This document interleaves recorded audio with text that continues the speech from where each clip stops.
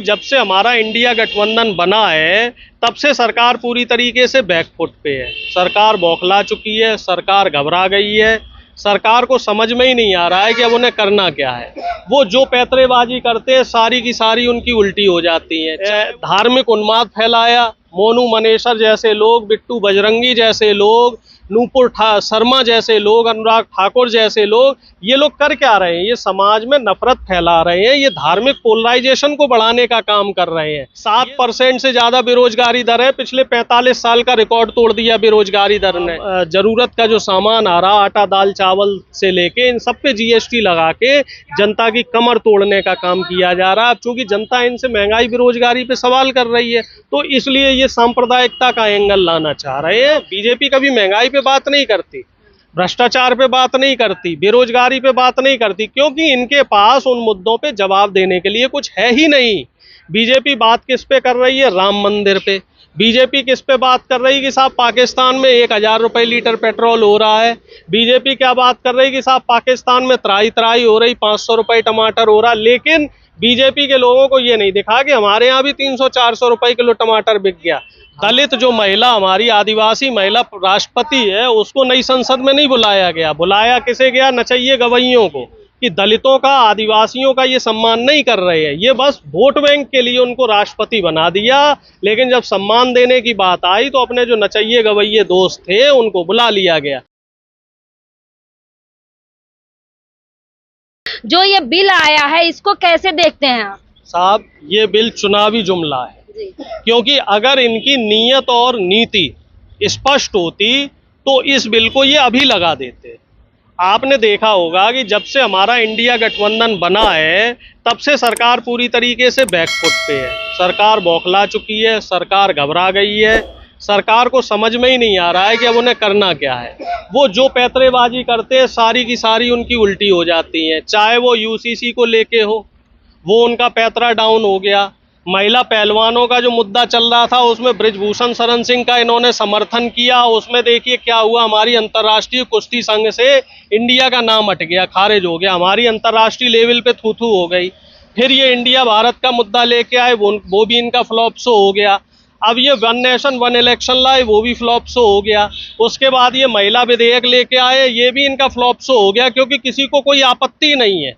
विपक्ष तो चाहता है कि महिला आरक्षण बिल लगे और उसको तत्काल प्रभाव से लगाया जाए, उसको 2024 के लिए ना छोड़ा जाए। तो सरकार जो है वो चाहती नहीं है कि कोई विधेयक ये लगाएं। हाँ, ये जरूर हो सकता है आज और कल ये संसद की आखिरी कार्यवाही चल रही है तो इसमें चुनाव आयुक्त की नियुक्ति को लेके ये कोई जरूर पैतरेबाजी करेंगे। उसमें ये लोग जरूर कुछ ना कुछ बदमाशी करने की हमें पूरी उम्मीद है कि ये उसमें बदमाशी करेंगे। चुनाव आयुक्त की जो नियुक्तियां हैं उसमें इनका कुछ ना कुछ पेच जरूर रहेगा, जो इसकी मुझे पूरी उम्मीद है। क्या आपको लग रहा है कि इसमें कोई साजिश होगी 24 के चुनाव में? साजिश ही साजिश है। जब से देखिए चुनावी माहौल बना है तब से हिंदू मुसलमान का जिन इनका फिर से निकल के आ गया है। अब तो कह रहे हैं साहब कि अयोध्या में जो राम जन्मभूमि है, जो मंदिर बन रहा है, वो चुनाव से ठीक पहले उसका उद्घाटन होगा। तो ये भी तो एक चुनावी माहौल बनाने की तैयारी की जा रही है। इससे पहले आप देखिए कई जगह, चाहे वो नूह मेवात की घटना हो और इस तरीके की देश भर में कई जगह हिंदू मुस्लिम के नाम पे झड़पें करवाई गई।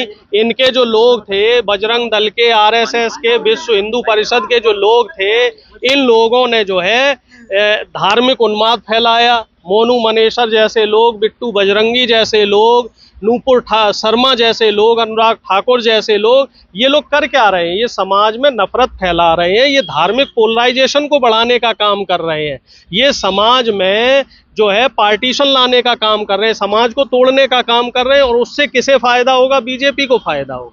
जब ये हिंदू मुस्लिम की राजनीति करेंगे तो उससे सीधा और सीधा बीजेपी को फायदा ही पहुंचाने का काम कर रहे हैं। कैसे बीजेपी को फायदा होगा? बीजेपी पार्टी कहती है सबका साथ सबका विकास।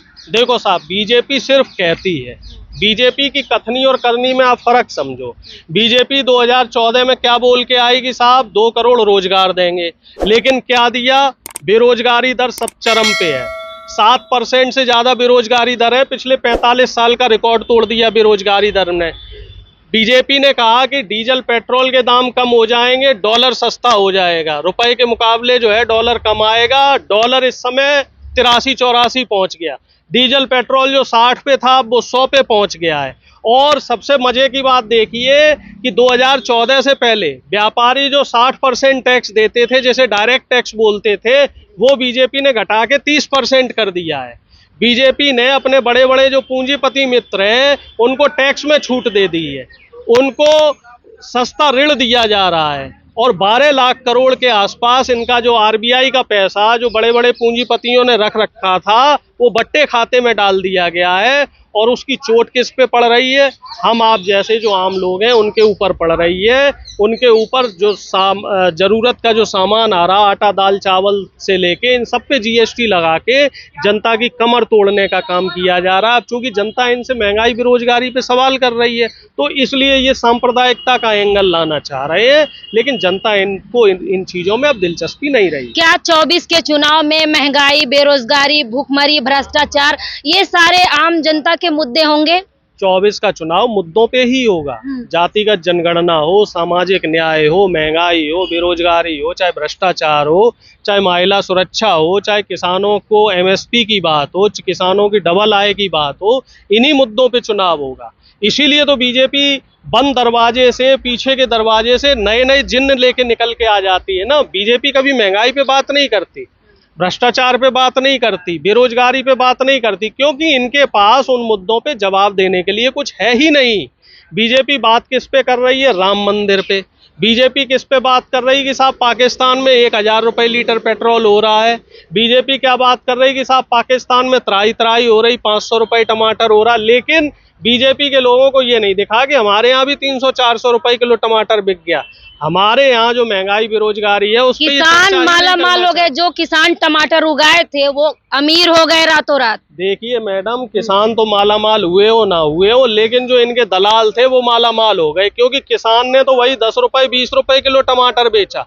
जो जमाखोरी की है बीच में दलालों ने, जो दलाली प्रथा है जो बीजेपी ने बढ़ाई है, ये उसी की वजह से ये इतना बढ़ा है, क्योंकि टमाटर का तो वो सीजन था ही नहीं। किसान ने तो अपना 20 रुपए किलो टमाटर बेच दिया। अब वो हुआ क्या कि जो मंडी में बैठे लोग हैं, जो दलाल लोग हैं, उन लोगों ने उस टमाटर को स्टॉक किया, मार्केट में बंद कर दिया भेजना। उससे क्या है, टमाटर की कीमतें बढ़ी और अपना मुनाफा लिया, उसमें सरकार को हिस्सेदारी दी। क्या प्याज टमाटर 24 में मुद्दा बनेगा?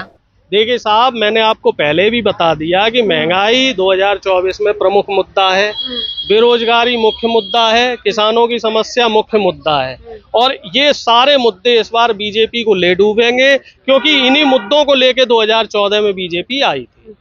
लगातार कहा जा रहा है कि राहुल गांधी आनंद विहार स्टेशन पे पहुंच जाते हैं, मजदूरों से, गरीबों से मिलते हैं, वहीं दूसरी तरफ पार्लियामेंट में जो है सेलिब्रिटी को बुलाते हैं प्रधानमंत्री जी, तो इसको कैसे देखते हैं? देखो, ये तो आपके सामने स्पष्ट है, बीजेपी की कथनी करनी में अंतर है। कहते थे आम आदमी का बेटा हूँ, चाय वाले का बेटा हूँ, लेकिन काम क्या कर रहे हैं जी? दलित जो महिला, हमारी आदिवासी महिला राष्ट्रपति है, उसको नई संसद में नहीं बुलाया गया। बुलाया किसे गया? नचइये गवैयों को, प्रचार करने के लिए, सिर्फ और सिर्फ चुनावी माहौल तैयार करने के लिए। आप इससे इनके आचरण को समझ लीजिए कि दलितों का, आदिवासियों का ये सम्मान नहीं कर रहे हैं, ये बस वोट बैंक के लिए उनको राष्ट्रपति बना दिया। लेकिन जब सम्मान देने की बात आई तो अपने जो नचइये गवैये दोस्त थे उनको बुला लिया गया। अब राहुल जी देखिए, चाहे मैकेनिक हो, किसान हो, कुली हो, उनके बीच में जा रहे हैं, उनकी समस्या को सुन रहे हैं, उनकी समस्या को समझ रहे हैं। तो जो बीजेपी आईटी सेल और गोदी मीडिया ने जो एक धारणा बना रखी है, वो धारणा कहीं ना कहीं टूट रही है, क्योंकि राहुल गांधी जी इस समय जनता की बात कर रहे हैं, और जनता को जो उनके मन की बात करता है, जनता के मन की बात, तो उसमें दिलचस्पी होती है। बाकी प्रधानमंत्री जी क्या कर रहे हैं, क्या नहीं कर रहे, अब जनता को उसमें दिलचस्पी नहीं है। प्रधानमंत्री ने भाषण में अपने कहा कि 24 का जो चुनाव होगा वो परिवारवाद मुक्त होगा, भ्रष्टाचार मुक्त होगा। तो सबसे ज्यादा परिवारवाद तो इस समय बीजेपी में है। बीजेपी में मुझे बता दीजिए कौन सा ऐसा नेता है, एक नेता बता दीजिए जिसका बच्चा है और वो पार्टी में नेता विधायक या किसी पद पे नहीं है। आप बात कर लीजिए अमित शाह की, तो उनके बेटे जैसा बीसीसीआई के सचिव हैं। आप राजनाथ सिंह की बात कर लीजिए, उनके बेटे विधायक हैं। आप अनुराग ठाकुर की बात कर लीजिए, आप कैलाश विजयवर्गीय की बात कर लीजिए, लिस्ट उठा के देख लीजिए, जितने भी बीजेपी के नेता हैं, जितने भी आरएसएस के नेता हैं, उनके सबके बच्चे या तो विधायक हैं या सांसद हैं या मंत्री हैं या कोई मलाईदार पद पे बैठे हुए हैं। 24 का जो चुनाव है वो करीब है और तमाम सरगर्मियां बढ़ रही हैं, तो आपको क्या लग रहा है कि क्या इंडिया गठबंधन भारी पड़ेगा? निश्चित तौर पे इंडिया गठबंधन भारी पड़ रहा है। इसी वजह से बीजेपी घबराई हुई है, बीजेपी बौखलाई हुई है, बीजेपी खेमे में जो है घबराहट है, और इंडिया गठबंधन इनको बुरी शिकस्त देने वाला है, क्योंकि हम लोग सामाजिक न्याय की बात कर रहे हैं, हम लोग जनता की मुद्दों की बात कर रहे हैं, हम लोग बीजेपी के जो एजेंडे बनाए जा रहे हैं उनमें हम लोग दिलचस्पी नहीं ले रहे हैं।